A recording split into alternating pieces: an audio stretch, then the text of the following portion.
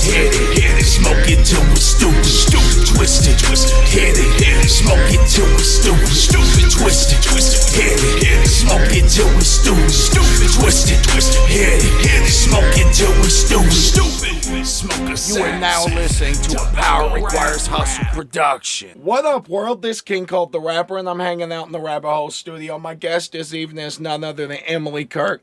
She is not only a comedian, but an actress. She lives in Las Vegas right now. Or Las Vegas. God damn it. She lives in Los Angeles right now. And I'm really, really happy to have you on the show. I'm really sorry that it's been literally an uphill battle to make it possible for you to be on the show, because we recorded the first time and then I had system problems, and then the second day you literally got like an ass load of work dropped on you all at once. Yeah.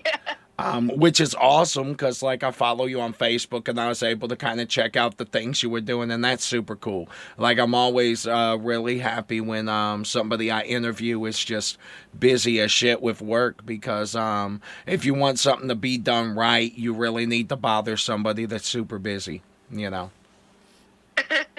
Thank you so much. Yeah, I'm glad we're finally doing this. I mean, I've been in LA since 2013, and I've just kind of been chugging away. I'm from Evansville originally, so I knew you from there, and I'm glad we've been able to stay connected, and I really appreciate you having me on. Yeah, no doubt. So you moved out to LA, and you've done a decent amount of stuff. Like I've checked out your reels that you have, and you know, which for people that don't know, because I didn't know this, but reels basically are compiled of like different work that you've done along the way in your career.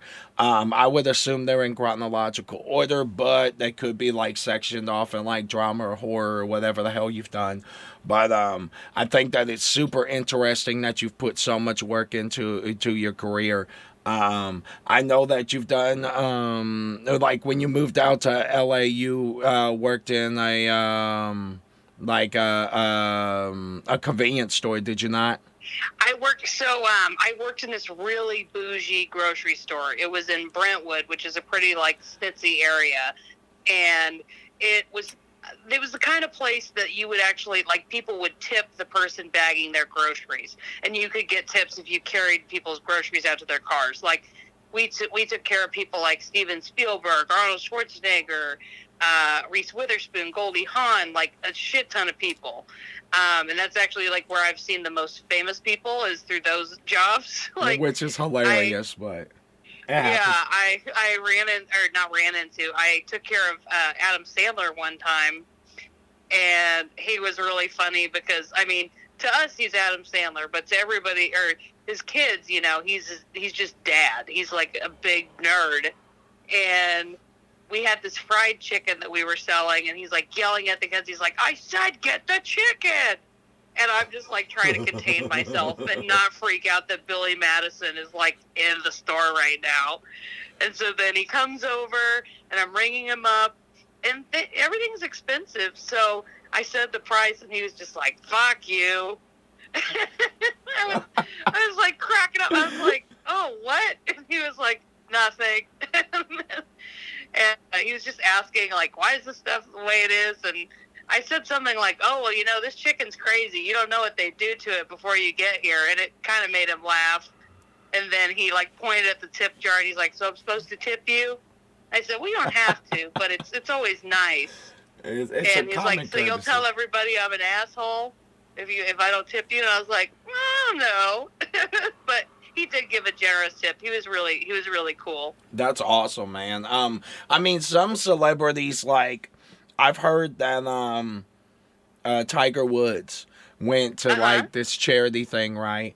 And he was they asked him to sign a golf ball for some charity or whatever, and he would not do it. He would yeah, because his signature, as far as athletes go, is one of the most sought after signatures in the world right now. So like he literally gets like between $5,000 and $13,000 depending upon what he signs. So Damn. he's really like standoffish and like no, because like you will ruin the value of my signature. And I mean, at first I was like, yo, dude's a total dick for not signing whatever for the charity. But I mean, I don't know, you've got to kind of protect yourself in that aspect. Yeah, And, it does make it have more value for sure. 100%, man. And I would have never thought that a signature would ever be that valuable. But if you keep it rare and you keep it like a more exclusive thing, you know. For sure. Yeah, no doubt. So, 1 second, I'm a save. All right. So, working in LA has probably been an amazing experience for you. I could imagine all of the crazy little things that you could go through as a actress. I know when we were talking last time, when the whole interview got ruined, that you literally would someday spend an outrageous amount of time working on a project. Like literally they're trapped all day. Not trapped, but you get what I'm saying? Like you have Absolutely, to be present yeah. and No, around all day for that stuff. And, oh, it's a commitment. Yeah. Oh, no I've doubt. had some really long and crazy shoots. Like, there was one, my first year, I did my first night shoot, which I wasn't aware it was a night shoot until I got there. And it was for a movie called Neighbors with Zac Efron and Seth Rogen. And it was supposed to be this big, like, frat party house scene. And I actually got booked as a streetwalker, like a hooker. So I wore like a little skimpy black dress that was like a zip up, and I did not prepare accordingly. Like I didn't bring a coat. I was like, I'm just going to go film this scene real quick, thinking it was just going to be a couple hours. But we literally, because it was a night shoot, I don't think we wrapped until maybe 5 the next morning. So I got there at around like 5 p.m. or whatever. And then I was about there almost 12 hours. Wow. And luckily, somebody I made friends with, who was also one of the partiers, he gave me his coat to stay warm that night. But I do remember at one point Seth Rogen like looked over. Like I don't think anybody can see me in the movie because my mom like bought it and she couldn't find me. But that was a really funny experience. And then another one I had kind of like that. I was in a Korean beer commercial where it was Height Beer was the name, and Psy, the guy, like the Gangnam Style dude, was there, and he was supposed to be performing, and we were supposed to all have this big water balloon fight, which sounds really fun, when we first got there in the afternoon to do it, but then since it progressed into a night shoot, because they wanted to have daytime and nighttime, we're just getting pelted with water balloons. And also beer got implied into it too. So we all ended up getting like bottles of beer and cans and stuff. So we're like standing there getting beer thrown at us and water balloons, just like shivering, but look like you're having a great time. So you definitely learn on those shoots that it is not a quick in and out process, but that's why you do it. That sounds like a party, man. That would have been a great music video in general, Yeah, no, it was wild. I was like, that is Psy. That's the dude. He's going to break into Gangnam Style right now. That is the guy. Hey, I'll be man, he was everywhere. He was like Ricky Martin famous. Yeah. Everywhere for like 2 solid years. Worldwide, everywhere that dude was. And, Pepsi commercials, he did everything he could have done. So hell with it, get your money and get out. But yeah, that's awesome. So, okay. All right. So, working in Los Angeles, I know when I went out to LA, I loved it. A lot of people are like, yo, LA is super scary. It's like all this and that. But man, when I went out there, I loved it. I literally would not have come back if I didn't have a family here. I'm serious. Loved it out. Loved it. I absolutely identify with that. And I do think it gets a bum rap because a lot of people say, oh, people in LA aren't trustworthy or they're all fake out there. And to be honest with you, the people that I've ever had like issues with fakeness or people not being real are I hate to say it, but like transplants. It's people that come here from other places, and then they project this image of what they think an LA person is supposed to be. And the truth of the matter is, like, LA has great weather. There's plenty of beaches. You can really go to any kind of landscape, because there's desert you can go to in California. There's mountains you can go to in California. You can see snow. You could go to Mammoth. You could go to Idlewild. There's you can kind of get everything you want in LA, and then you have the bonus of, well, it's kind of a double-edged sword having so many creative people here, because it's obviously competition. But one of the big appeals to me was that I knew if on some weekend I wanted to throw together a comedy sketch or a short film, I could find people who would want to do it with me. Yeah, as absolutely, opposed to this is not a diss on Evansville at all, but oftentimes, it would be kind of hard to have people who had the same availability or were able to do all that, because they did have a 9-to-5 job, or they had a family, God bless them. And I mean, it's a different mentality too, because when you go out to LA, you go out there to do shit, to make things happen. You're constantly working. Everybody out there has 3 jobs. Like, it's outrageous. And then here you're like, you gotta, like, if I book an event and it's not an artist that I know personally, I mean, there's a good chance that dude might not show up to do his part, and I plan ahead for that. And it sucks that I have to plan ahead for shit like that, because it's like, dude, this is a great opportunity. Build up your city, get out there in the world, and you'd be surprised how hard it is to get anybody to do anything, So, like, LA is cool because... I'd love to bring more stuff to Evansville, for sure. Hell yeah. And that's the whole thing is, man, you have to leave Evansville and do shit elsewhere for the people in Evansville to believe that you're doing anything at all. And it's crazy because nobody really gave a shit until I went to Los Angeles. Or, well, really, when I went to Nashville and started recording there, that's where stuff started to get crazy. Oh, it was great. It's one of the best experiences of my life is going there and learning how to, like, do music videos and lay out a scene. And it was the first time I ever saw a camera crew with a camera on some motherfucking train tracks. It was insane. It was insane to me. I had never seen something like that before. And it was a really long shoot, and it wasn't even my shoot. I was working on Jelly Roll's shoot. So it was a lot. Yeah, it was a lot going on, but I really respect anybody that works in entertainment, but definitely actors and actresses, because man, you guys have to put in a lot of time. And if you're working on a show or a movie for that matter, I mean, you guys can be there for months of your life.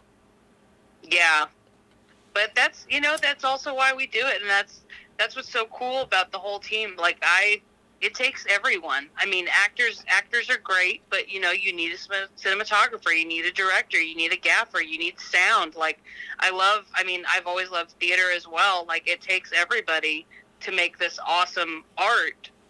And I love that. I love the group, just the group energy of that. And it's beautiful. Yeah, no doubt. Yeah.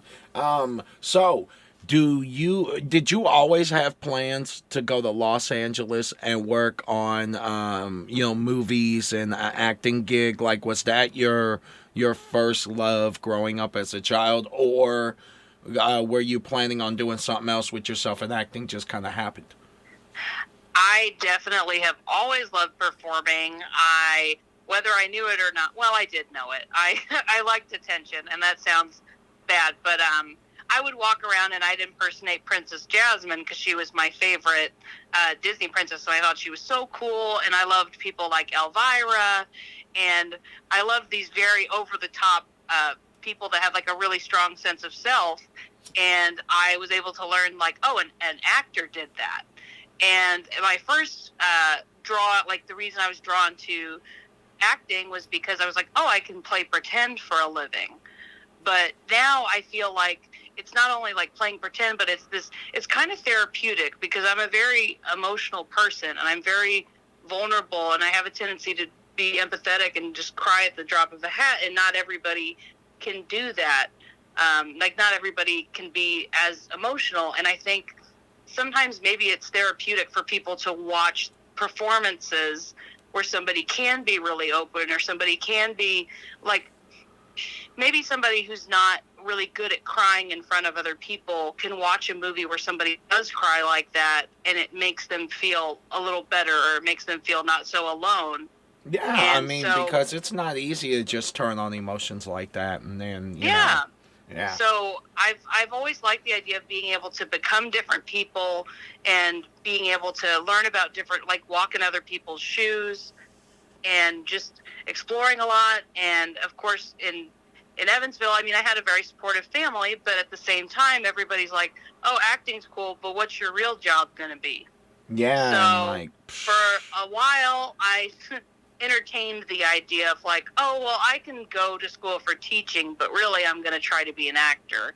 And I'm so thankful that my teacher at USI advised against that. He said, if you're going to be a teacher, that needs to be your number one priority. And if you want to be an actor, that needs to be your number one priority. If you really want to have something as a backup, you should minor in something business related, like marketing or accounting. So yeah, then I something that decided, can help you along the way with your primary goal. Agreed. Yeah, absolutely. And I'm so happy that I minored in marketing, because now not only am I aware of how business works, and, making sure I don't get screwed, but I have learned to market myself as a product. There's a lot of people who get scared about promoting themselves because they think it seems like selfish or vain.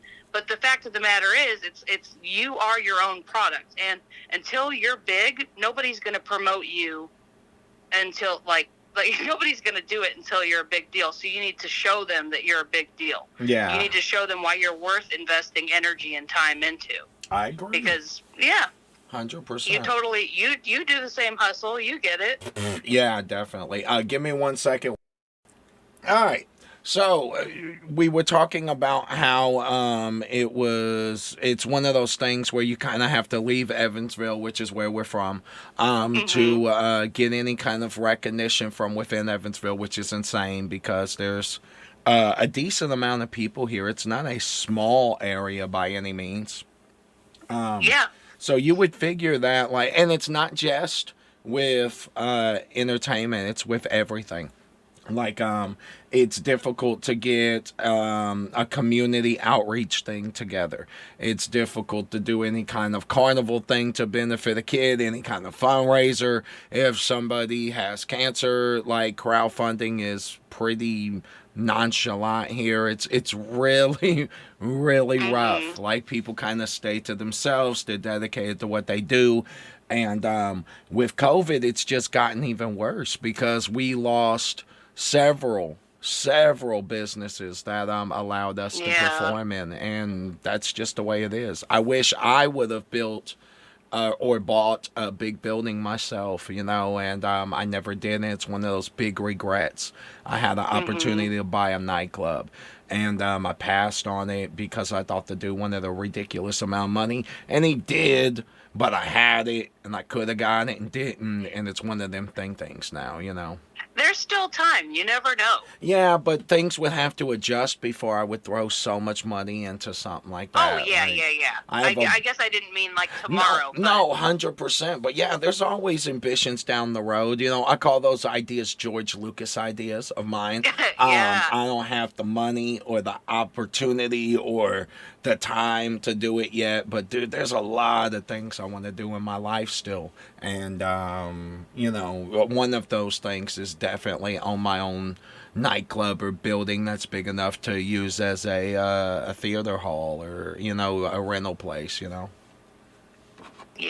Yeah. Manifest it. I believe it. It'll happen, no doubt. Let me ask you something. So, you're doing the actress thing, and it's working out for you pretty well, all things considered. Like, I love watching.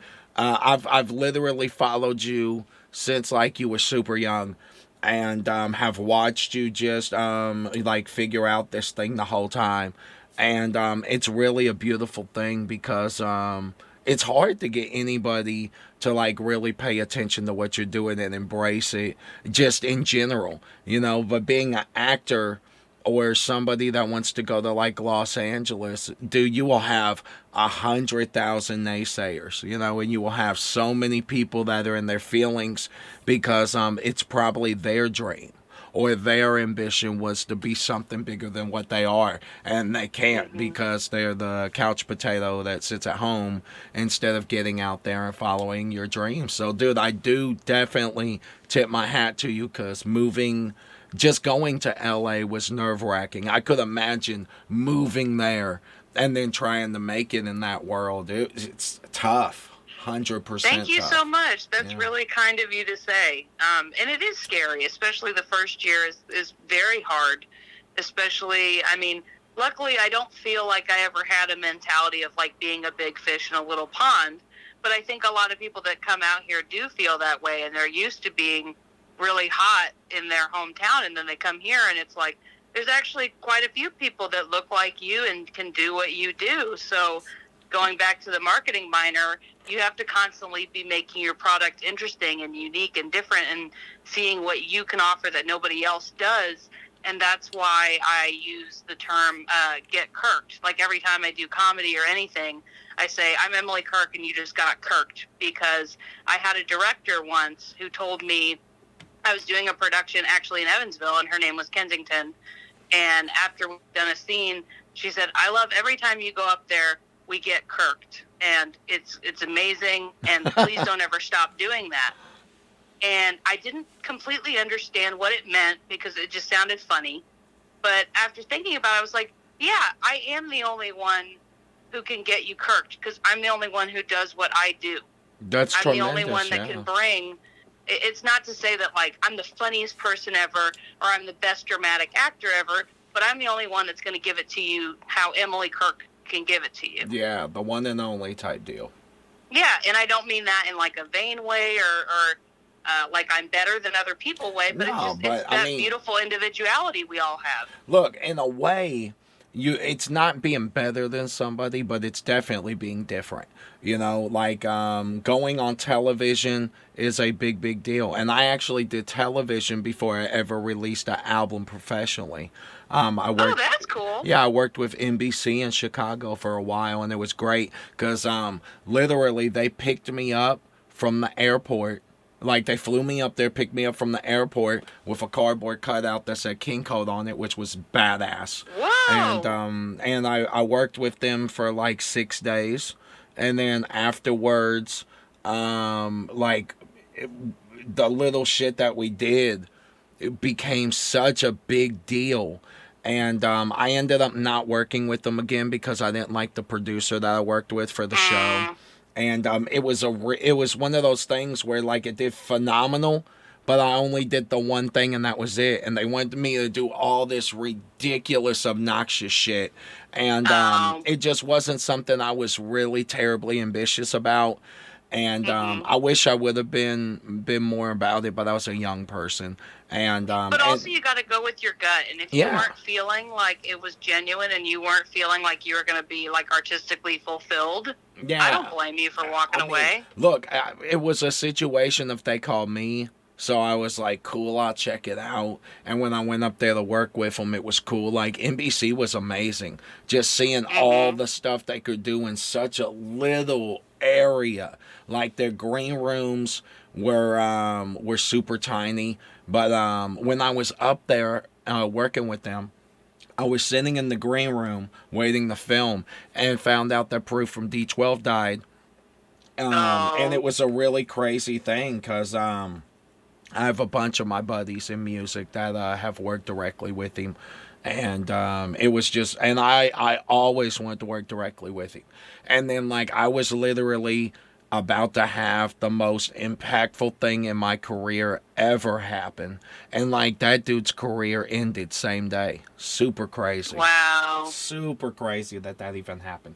But, life's weird like that. Timing is so strange. It really is, man. Everything happens for a reason. Like you said, if I would have stayed in that business, I might have stayed in Chicago and not really expanded out the way I wanted to, because it's hard when you work for a big company to be able to branch out across borders the way that I've been able to with music, because I'm not signed to a big company, so I can work with anyone I want to, whether it is a radio station or if it's a gamer that wants to play my music in the background, or somebody wants to use it for an independent movie, they can.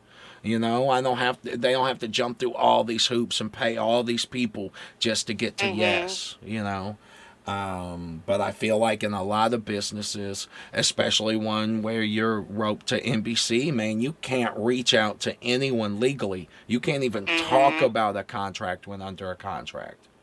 Oh yeah, So those contracts do not mess around. nah, they will tie you up so quick with that. Like I signed like a telephone book of paperwork, just for my little six.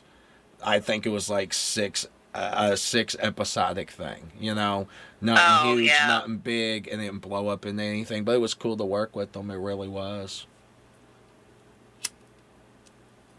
So, what do you have in your future? What are you ambitious about right now? So I'm really excited and really proud. I wrote, directed, produced, and starred in a short film that has been in the festival circuit. And actually, if all goes well as far as like vaccines and how COVID's getting taken care of, it should be playing in Evansville in a festival. So that's really exciting for more people to see that. That's And that fantastic. short film has also inspired me to write my feature that I'm currently writing, which would be like a full feature. So maybe hour and a half, 2 hours. It's not finished being written, so it's kind of open ended. But that's a very big, exciting task that I'm working on, because I feel like, especially as a performer who doesn't look like the current mold or what is popular, you have to make your own opportunities. And I feel like I've been doing that pretty frequently, and it's very artistically fulfilling, because I'm not being stuck in a box of, oh well, you're funny and fat, so do that. Yeah, and dude, So that sucks to be thrown in that category because, like, I'm funny and fat, and I do music, and like, it's hard to yeah, and you're so much more than that. 100%. But dude, you've got to.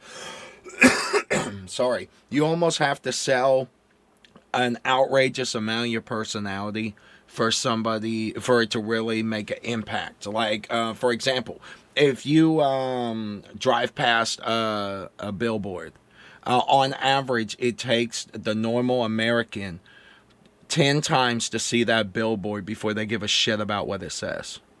Wow. Yeah, I can 10 believe that. times. So imagine how many times somebody has to see you share something, or you appear in Mhm. something, or you do this or that. And not only that, but you can do 10 things, and if the 10 things don't matter to people in particular, then they just don't care that cool, you trimmed 10 golden retrievers. That's awesome. Yeah, But I don't give a shit exactly. about dogs. So, like, it's one of them things. Um, yeah, exactly. So I'm really excited about that. I'm looking forward to getting back into stand up when everything is safer to do that, Yeah. because I've been doing stand up, I guess, like 5 years now, and that's really really fun. I love doing that. Let's see what else. I've gotten into voice work, which has been really a blessing during this pandemic, because I'm able to do it safely from home, and I've been able to work on some really cool podcasts that are for all over the board and diverse, and all about including not only like the queer community, but just all these different groups of people that are oftentimes not in the mainstream. So I definitely always want to be part of projects like that. Yeah, There's a couple. There's a horror feature film that I was in a couple years ago that's still in post production, because you never have control over that stuff, and that should hopefully be coming out soon. That's called Vengeance Girl, and it's about how holding on to anger and resentment can oftentimes hurt you more than it hurts the person that you want to get vengeance against. And I think that's a really interesting thing to see in horror. And Yeah, dude, I'm trying to check that out. Oh, thanks. Yeah. Hey, if you're listening, please finish that movie. I'm trying to check that out. Oh, no, it takes a lot of work, and the woman who made it she also wrote, directed, and stars in it, and it's a feat to not only get it made, but then to get it finished with the post production, all the music, all the editing. Oh yeah, it's a pain in the ass. It really is. So hopefully, when it comes out, I'll be able to tell everybody about it, and then another movie that I have a small part in, it did get distribution, so hopefully that'll be available. I'm not sure what platforms it'll be available, but I'll be able to post about that. So just really whatever I can do to stay artistically stimulated. I also help out on a drag talk show called Hey Queen, and I love that because I love drag. I think it's one of the last punk art forms we have, and it really says, like, F your gender roles, and I love that. Oh, sorry. No, you're cool. I was just agreeing with you. Like, I actually went to a gay club here locally. That's a phenomenal place to just go and hang out. It's called Someplace Else, and yeah.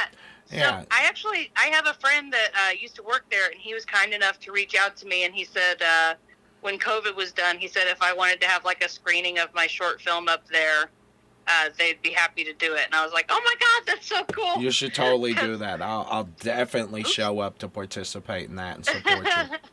Thanks. Yeah, no, I feel like, Someplace Else and any of the gay bars that I went to, or just the gay community in general, has always been very welcoming and open towards me. And I've been very non-judgmental towards everyone. And I'm a bisexual woman myself, so it's like anywhere where everybody's welcome and there's no judgment is the best. No doubt. Do you want to tell all of our lovely followers where they can follow you? Your Twitter, Facebook, Instagram, all that spooze. Yeah, absolutely. So if you want to get access to everything, you can go to my website at emilykirk.com.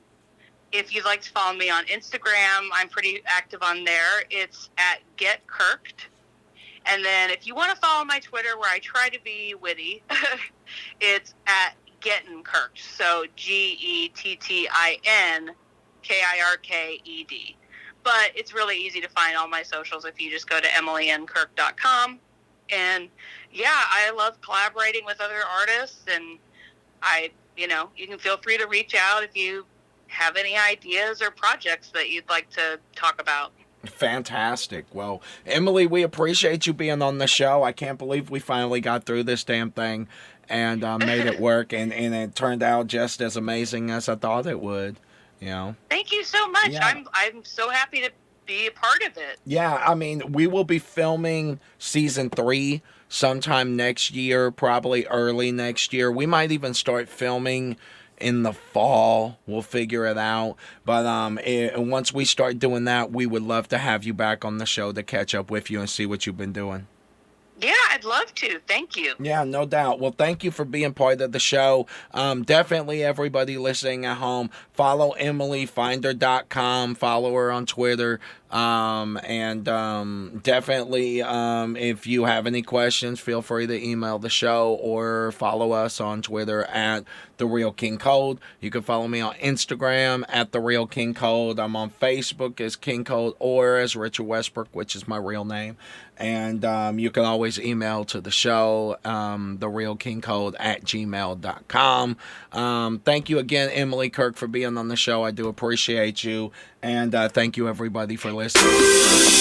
Twist it, hit it, smoke it till we're stupid, twist it, hit it, smoke it till we're stupid, twist it, hit it, smoke it till we're stupid, twist it, hit it, smoke it till we're stupid.